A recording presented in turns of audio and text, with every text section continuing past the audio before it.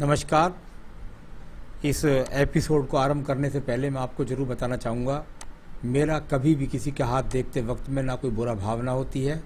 ईश्वर कृपा से मुझे जो ज्ञान के द्वारा जो अनुभव से प्राप्त है, मैं वही बातों को बोलता हूँ।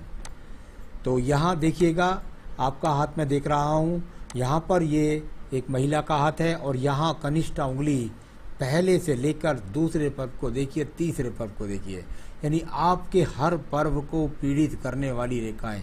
जब इस प्रकार से हाथ में पीड़ित करने वाली रेखाएं हों, उम्र केवल 24 वर्ष हो, तो ये वो रेखाएं हैं। ना आपका बुद्धि पर नियंत्रण है, ना आपका व्यवहार पर नियंत्रण है, ना ईश्वर आपको अच्छा धन देना चाहता है, और आपका कर्म के द्वारा बहुत ज़्यादा जटिल जीवन यहाँ पर दिखता है। अपनी भाई ऐसे मक्कारी भी कर सकता है, ऐसे व्यक्ति झूठ भी बोल सकता है। यहाँ कुल मिलाकर वाणी में कटुता होती है और उस कटुता से सब पूरा परिवार ध्वस्त रहता है। तो ऐसी रेखाएं यहाँ आपके हाथ के अंदर। आइए बात करता हूँ सूर्य की उंगली के बारे में। सूर्य की उंगली यश के, सम्मान के पर्व के लिए जानी जाती है। साथ ही साथ यहाँ पर जो महिलाओं के रोग हैं वो भी लगते हैं। शरीर में बहुत गर्मी रहती है, माइंड में टेंशन रहती है, क्रोध का आवेश रहता है, एक दूसरे से खाओ पाड़ू और लड़ाई करने की प्रवृत्ति व्यक्ति बन जाती है। जहाँ रहते हैं वहाँ कोई सम्मान नहीं रहता। और शनि और सूर्य की उंगली के बीच में गैप भी है, यानी ना सास से संबंध अच्छे, ना ससुर से संबंध अच्छे, और कई बार तो देखने में आता है जहाँ जिस परिवार से आए हैं वहाँ के परिवार से भी अच्छे संबंध नहीं। आइए बात करता हूँ यहाँ पर आपकी शनि की उंगली के बारे में। शनि की उंगली वही के वही पर्व आपकी शनि की उंगली पर भी सब तरीके से पीड़ित, यानी ना संतान सुख है, ना अच्छा यहाँ पर धन सुख है, और ना ही किसी प्रकार का यहाँ पर अगर देखो स्वास्थ्य सुख है। तो सारी की सारी स्थितियाँ यहाँ पर पीड़ित। अब बात करता हूँ बृहस्पति की उंगली के बारे में। बृहस्पति की उंगली धन के लिए, धन के साथ साथ आपके पति से सुख के लिए, और साथ ही साथ संतान सुख के लिए, ईश्वर की कृपा के लिए, चारों के चारों पर्व ये भी यहाँ पर पीड़ित। यानी ये सब चीज़ें ना भगवान की कृपा है आपके ऊपर। आप पुराने कर्म करके तय हुई हैं, आपको अच्छे कर्म करने पड़ेंगे, आप तभी अपनी नियति को तय करेंगे, वरना ना पति का सुख मिलेगा ना बच्चों का सुख मिलेगा। अब बात करता हूँ यहाँ पर मैं बुध के पर्वत की। एकदम सूना कूरा पर्व, कोई भी खड़ी हुई रेखा नहीं, साथ ही साथ पर्वत उठा हुआ, यानी रीते हाथ खाली हाथ। कुल मिलाकर अच्छा धन नहीं, किसी प्रकार का यहाँ पर संतान सुख का योग नहीं। तो ये बहुत स्थिति यहाँ पर खराब है बुध पर्वत की भी। साथ ही उंगली का खराब भी होना भी साथ ही साथ इसमें जोड़ा जाता है। सूर्य पर्वत जहाँ उंगली खराब थी, उसी प्रकार से आपका सूर्य का पर्वत भी एक दूसरे को क्रॉस जैसी रेखाओं के साथ शामिल, यानी कुल मिलाकर ना आपका कोई सम्मान है और ना अच्छा स्वास्थ्य है। आपको बहुत ज़्यादा ध्यान रखना होगा अपनी गर्मी पर, अपनी टेंशन पर, अपने बीपी पर। अब बात करते हैं यहाँ पर आपके सीधा सीधा शनि की उंगली।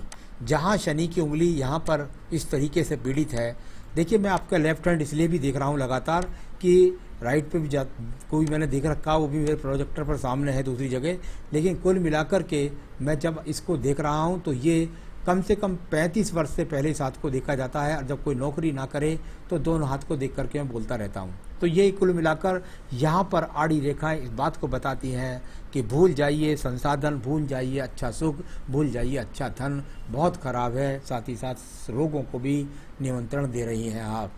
बृहस्पति का पर्व देखिएगा, बृहस्पति का पर्व, और यहाँ से ये रेखाएं यहाँ से निकल करके गई, यानी कि अगर ये दो रेखाएं ना होती तो आपका विवाह ही ना होता। कुल मिलाकर के यहाँ पर अगर मैं देखता हूँ तो आपको ये पर्वत कहता है कि संभाल लीजिए अपनी गृहस्थी को। तो इतना कह सकता हूँ, इसकी वजह से आपको जो भी संसाधन है बस उसको ईश्वर का प्रसाद मान लीजिएगा। चलिए अब बात करता हूँ मैं यहाँ पर आपके एक तर्क के चिन्ह पर, यानी कुल मिलाकर ये तर्क पर्व होता है। और तर्क का पर्व पर भी बहुत दो काटने वाली रेखाएं, यानी जिरह करने के लिए, बहस करने के लिए आप तैयार हैं। अब बात करते हैं हृदय रेखा की। यहाँ हृदय रेखा और काफ़ी पीड़ित हृदय रेखा, दोनों ही हाथों के अंदर बहुत बुरी तरीके से पीड़ित, यानी इससे मिलाकर जब ऐसी रेखा होती है, आप न मन से खुद शांत हैं, ना दूसरे को शांत रहने देती हैं, पति भी आपसे दूर दूर भगता है, और रोग भी आपको निमंत्रण दे रहे हैं। हृदय में बहुत पीड़ा है, मैं मानता हूँ, लेकिन कुल मिलाकर इसमें बहुत ज़्यादा ईश्वर का आपका पुराने कर्मों का भोग है। अब बात करते हैं इसके बाद में यहाँ पर सीधा आपकी बुद्धि रेखा से पहले में मंगल क्षेत्र को देख लीजिए। मंगल क्षेत्र पर बहुत सारे क्रॉस के चिन्ह, बहुत सारी झगड़े के, झंझट के, कुल मिलाकर के अच्छा मकान ना होना, मकान हो तो अच्छा संसाधन ना होना, किसी भी प्रकार का आपका ऑपरेशन भी हो सकता है। तो यहाँ कुल मिलाकर अगर संतान हो जाए तो बड़े ऑपरेशन से होना, ऐसी बहुत सारी स्थितियाँ यहाँ दिखलाई पड़ती हैं। तो यहाँ किसी भी कर्म का अच्छी तरीके से रोल यहाँ नहीं है। बुद्धि रेखा को देखिएगा, आपके यहाँ पर कितने सारे दीप बनाकर बुद्धि रेखा, और बहुत सारी रेखा यहाँ से भी दीप बना करके जुड़ गई, यानी हृदय रेखाओं ने भी आकर के यहाँ बुद्धि रेखा के साथ दीप बना करके रख दिए। यानी कुल मिलाकर के ना मन में शांति है, ना बुद्धि में शांति है, कुल मिलाकर बहुत सारी चीज़ें आपके साथ में जुड़ी हैं। राइट हैंड में देखिए कितना बड़ा दीप, अगर ये दीप आपके हाथ में इसी प्रकार से रहा तो पूरे जीवन में आपको संभालना भारी हो जाएगा। यानी आपके मन के अंदर इस प्रकार की बातें आएंगी कि कोई सोच ही नहीं सकता। दोनों रेखाएं बता रही हैं कि आप सोच सकती हैं अपने मन में दूसरे के बारे में ऐसा कि यार कहीं ऐसा तो नहीं है कि मेरे ऊपर कोई जादू करवा रहा हो, कहीं ऐसा तो नहीं है कि मेरे पे कोई टोना करवा रहा हो, कहीं ऐसा तो नहीं है कि मेरा कोई मर्डर करवा रहा हो। तो ये आपकी बुद्धि के अंदर भरी हुई चीज़ें, और बुद्धि इतनी यहाँ पर भ्रष्ट। तो कुल मिलाकर बहुत ज़्यादा आपको संभालना होगा अपने आप को। मुझे इसी से बैर नहीं है, मैंने पहले ही बताया था, और फिर भी मैं आगे बोलता जा रहा हूँ, आपको लगातार सावधान करता जा रहा हूँ। तो ये बहुत ही बुरा यहाँ संकेत आपकी बुद्धि रेखाओं से मिला। इसके बाद देखिएगा आप यहाँ पर सीधा सीधा द्वितीय पर्वत को, द्वितीय पर्वत जो झगड़े झंझट के लिए जाना जाता है, यहाँ पर झगड़े के, झंझट के, मुकदमे की सारी स्थितियाँ दोनों ही हाथ के अंदर मौजूद है। चंद्र पर्वत को देखिए, इतना बुरी तरीके से यहाँ चंद्र पर्वत पीड़ित, बहुत सारे किरोसों के चिन्ह हैं, बहुत सारे रोग के चिन्ह हैं, बहुत तरह के तीर तलवार यहाँ सब कुछ मौजूद है। यानी कुल मिलाकर रोग से लेकर के झगड़े, चंदल, मानसिक टेंशन, डिप्रेशन और न जाने क्या से क्या सोच जाने के सारी रेखाएं यहाँ पर मौजूद हैं। तो ये सब अच्छे संकेत यहाँ पर नहीं मिल रहे आपको। अच्छी चीज़ क्या है आपके पास वो बता देता हूँ। ये भाग्य रेखा, ये भाग्य रेखा जब आपको मिलती है और दूर स्थान से जुड़ जाती है, तो ये आप इसको इस प्रकार से बोल सकते हैं कि आपका जो भाग्य है वो कहीं ना कहीं से आपको खर्चा दिलाता रहेगा। कभी माँ बाप देते रहेंगे, कभी पति देता रहेगा, कहीं ना कहीं से आपका खर्चा लगातार बंधा रहेगा। लेकिन उसके अंदर बीच में जब नक्षत्र बन जाए तो आपकी मन की पीड़ाओं को दर्शाता है। अरे साधन तो आप ले लोगे कहीं ना कहीं से, लेकिन वो कुल मिलाकर के अच्छे संकेत नहीं। बहुत सारे भाग्य रेखा को, यानी ये भाग्य रेखा आपको कहीं ना कहीं जॉब दिला सकती है, और उस जॉब में होंगे बहुत सारी नौकरी परिवर्तन। तो कुल मिलाकर ऐसा आपका भाग्य रेखा यहाँ आपको लगातार धन तो दिलवा रही है। इसमें आप दूर स्थान पर जाकर के नौकरी भी कर सकते हैं। यहाँ पर ये जो रेखाएं हैं इनको आप कभी भी स्थान परिवर्तन किया, ये मत समझिएगा कि ये विदेश से यात्रा दिला रही हैं, ना ही दूसरे हाथ के अंदर। ये है बार बार स्थान परिवर्तन, कभी घर, कभी अपने दूसरे के घर, कभी अपने घर, कभी ससुराल में, कभी पीहर में, कभी और नौकरी बदलने में बहुत ज़्यादा झगड़ा, झंझट, मुकदमे, तारीखों पर जाना, ये सब चीज़ें इस तरह की है। कोई भी विदेशी होगी इसको नहीं बोल सकते। अब बात करते हैं इसके बाद में हम आपकी शुक्र पर्व के बारे में। आयु रेखा देखिएगा यहाँ पर, आयु रेखा, और यहाँ से जाकर के यह आयु रेखा वर्तमान में तो अच्छी खासी 74-75 वर्ष है। तो आयु रेखा की मुझे कोई चिन्ह नहीं, लेकिन इसको बहुत सारी रेखाओं ने पीड़ित कर रखा। शुक्र पर्व को देखिएगा, पूरी तरीके से शुक्र पर्व यहाँ पर पीड़ित है।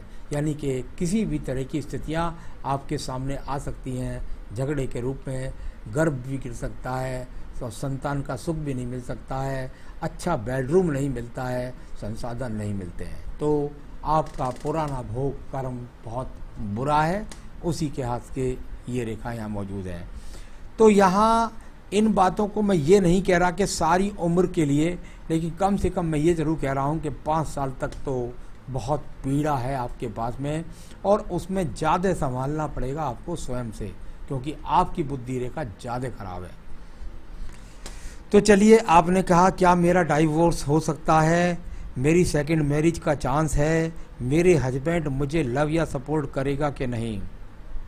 प्रॉब्लम है आपकी खुद की, आप किस तरीके से अपने मन पर नियंत्रण करें, वरना आपका 2022 तक इतना कलेश है आपके जीवन के अंदर कि यदि आपने अपने आप को यही समझा मैं ही सुपर हूँ, मेरी गलती कुछ नहीं है, तो आपको तलाक का सामना करना पड़ेगा। और उसके बाद जो दुखी जीवन शुरू होगा वो इतना खतरनाक होगा कि इससे भी खतरनाक पति अगला, और उससे भी खतरनाक सास अगली, और उससे भी खराब घर आपको मिलेगा। यानी कुल मिलाकर मैं तो आपको यही कहूँगा कि 2022 तक आपको स्वयं पर नियंत्रण करना है, और आपको 22 पर ही नहीं, क्योंकि बुद्धि रेखा का दीप वो किसी तरह ख़त्म हो जाए, जो मैं पूजा पाठ बताऊं, तो ईश्वर आपकी रक्षा करे, मैं तो यही चाहता हूं।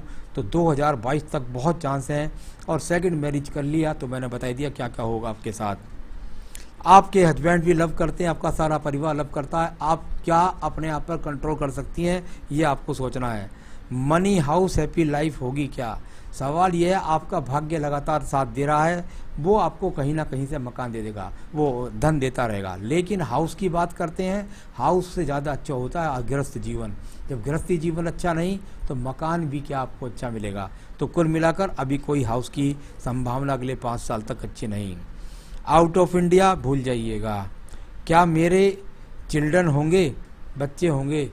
बच्चे बिल्कुल होंगे, बच्चे होने की प्रॉब्लम नहीं है कि बच्चे नहीं होंगे। बच्चे अच्छा है, बृहस्पति पर बच्चा है, बुद्ध भी आपको कह रहा है कि संतान दिला दूंगा, बच्चे आपको हो जाएंगे।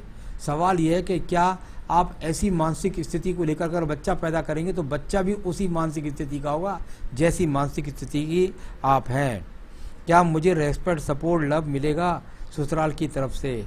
सब सपोर्ट आपको दे रहे हैं। आपको अपने मन के वहम को निकालना पड़ेगा, आपको स्वयं को बदलना होगा। तो ये सब बातें मैंने आपको बताई। क्या करें आप अपने जीवन में जो आपके अंदर मानसिक शांति आए और पूरा परिवार आपको सपोर्ट करे और आप स्वयं भी बहुत सारी मुसीबतों से बचें। आपको नित्य अपनी पूजा के अंदर रुद्राष्टकम पढ़ना होगा। भगवान शिव की पूजा होती है और उसकी किताब लेकर के शिव जी के मंदिर में चले जाइए, उनके परिवार का अभिषेक कीजिएगा, और साथ ही साथ वहाँ पर अगर आप बैठ के रुद्राष्टकम पढ़ेंगी तो निश्चित रूप से आपके हाथ की बहुत सारी खराब रेखाएं मिट जाएंगी और आपके जीवन में सुख की बरसात हो जाएगी। साथ ही साथ आपको रोजाना घर के अंदर देवी कवच पढ़ना है। हो सकता है आपको समय ना मिले, लेकिन आपको रुद्राष्टकम पढ़ना जरूर है। चलिए सोमवार के सोमवार मंदिर में जाकर पढ़ लीजिए, बाकी घर पे पढ़ लीजिए। देवी कवच, दुर्गा सप्तशती का देवी कवच पढ़िएगा, क्योंकि मानसिक डिप्रेशन में कहीं आप डॉक्टर की शिकार ना हो जाएं, तो यहाँ वो और अन्य रोग की भी बहुत ज़्यादा संभावनाएं हैं। तो देवी कवच आपको रोगों से बचाएगा। और एक बेहतरीन सा ओपल पहनिएगा, ये आपको सुख देगा, वैवाहिक सुख देगा और संतान का सुख देगा। ओपल फायर आपको पहनना है इस वाली उंगली में। वैसे बृहस्पति की में पहनाते हैं, लेकिन मुझे आपको सुख देना है यहाँ पर, तो इसको मैं पहनाना चाहूँगा फायर ओपल को आपको बृहस्पति की उंगली में, जिससे आपको संतान सुख भी मिले, पति सुख भी मिले, ससुराल सुख भी मिले, सास सुख भी मिले। तो ये आपका फायर ओपल आपको मिल जाए तो ठीक है, नहीं मिले तो आप मुझसे संपर्क कीजिए, मैं आपके स्थान पर ये नग बनवा करके पहुँचा सकता हूँ अंगूठी। आप जीवन में सुखी रहें, मैं ईश्वर से यही शुभकामना करता हूँ। नमस्कार।